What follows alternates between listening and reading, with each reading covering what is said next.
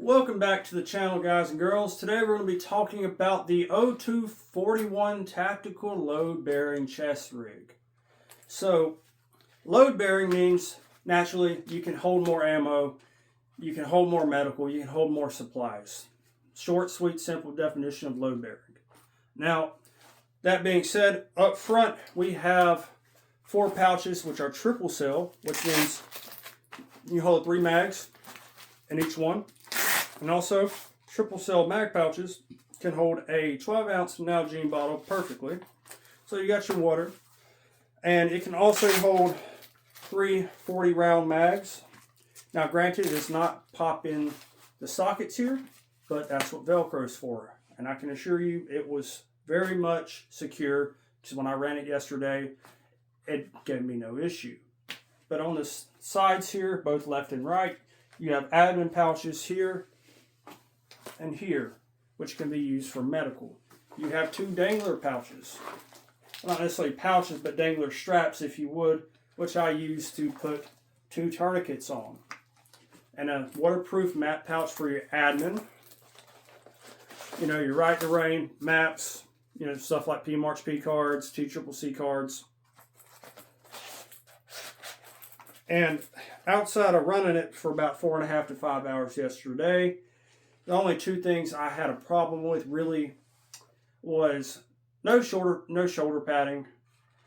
And it's probably because I'm being a sissy, but I don't care. I'm going to get some shoulder pads off of Amazon because Amazon works. And I'm going to figure out how to mount them here. And the lack of modularity. Now I wasn't looking for modularity when I was getting this chest rig. But I can understand from other people's point of view, they want it. So they're probably the only 2 cons, really. Now, other than going into the prone, I don't count that as a con, really, because if you're running a plate carrier or any load-bearing chest rig outside of a split zipper front one, you're going to have that problem, no matter what. There's no way of getting around that. When you have double or triple mag pouches up front on a plate carrier or chest rig and you try to get in the prone, it's going to be some issues, but that's why we train around that. So I'm not counting that as a con because that's just a fact of life. But all in all, this thing pretty much rocks. It is a little noisy, but then again, any load-bearing chest rig or plate carrier or a minimalist rig, when you actually sprint and do movement contact drills and you're kind of violent with your training, you're sprinting, you're running, you're putting stress on your body and see how you perform under that stress, your kit's going to make some noise. But this actually surprised me because it didn't bounce. It made noise, but it wasn't bouncing up in my face. It stayed right here. The mags and the fabric were making noise naturally, but it wasn't bouncing. So I think that's pretty cool of a load-bearing chest rig. Now, to speak on its durability, I did run it, like I said, about 4.5, 5 hours yesterday. And I put 9 mags on here with 200 grain, 300 blackout. So it's quite a bit heavier than your normal 5.56 loadout. And it still ran perfectly fine. I didn't notice any tears in stitching when I got done with it. So I think it's great. And another cool fact about it not being modular is that when things are stitched into the system by themselves, they are inherently more reliable. So all in all, this O241 Tactical Chest Rig is awesome if that's what you're looking for, naturally. But if you're looking for a load-bearing chest rig, I'd say go no further. From price point, also camo patterns. Forgot camo patterns. The store has a plethora of camo patterns. It's just it's not generic black multicam.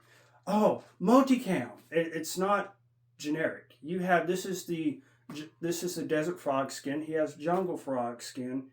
He has a bunch of other stuff that you don't see on the market. And outside of shipping, this was under $100. And I don't know about you, but I'm not going to spend $300 to $500 on a chest rig. Okay, that's just not happening. Just because someone's name is behind it and they were a SEAL Team 6 operator that has like 1,000 confirmed kills, can throw 50 grenades like our boy Tim Kennedy. Okay, I'm not doing it. But forgive that tangent. But all in all, I think it's awesome. The only two cons it has is really it's not modular, and it's some shoulder pads. Could be nice, but you can always modify that yourself. So thanks for watching, and don't forget, praise the Lord and pass the ammo.